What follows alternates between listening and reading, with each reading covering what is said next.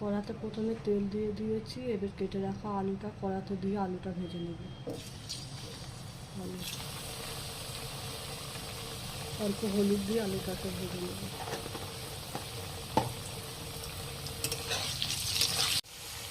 আলুটা ভাজা হয়ে গেছে, এবার আলুটা পুরো পেঁয়াজ কুচিটা দিয়ে দেবো।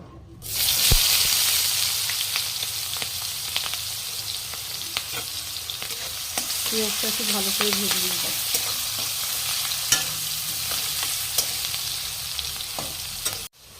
পেঁয়াজটা লাল হয়ে গেছে, এবার মাংসটা দিয়ে দেবো।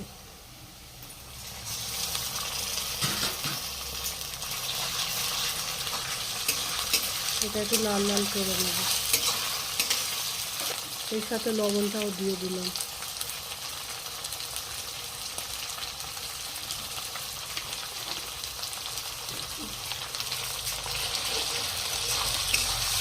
মাংসটা একটু লাল হয়ে গেছে, এবারে আদা রসুন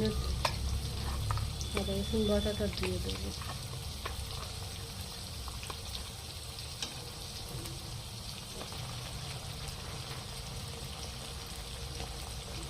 হলুদ গুঁড়ো,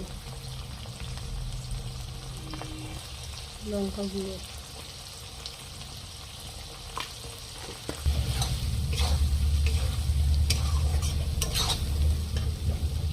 মাংসটাকে ভালো করে কষিয়ে নিয়েছি, এবার পুঁই শাকটাকে দিয়ে দেবো।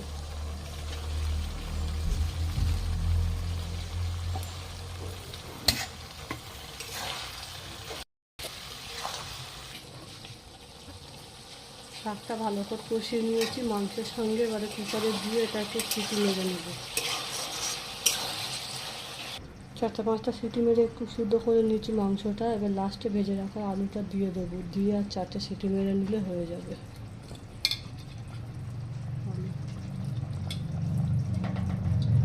রান্না তো প্রায় হয়েই এসছে। এবারে এই গরম মশলাটা বেটে রেখে দিয়েছিলাম, এটা দিয়ে দেবো সবার শেষে। গরম মশলা বাটা।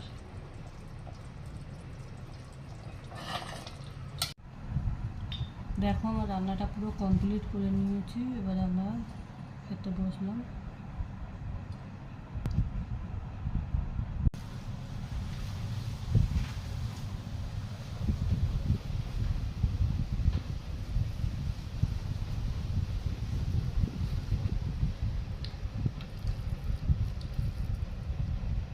রান্নাটা খুব সুন্দর হয়েছে, তোমরা এইভাবে বাড়িতে বানিয়ে খেও।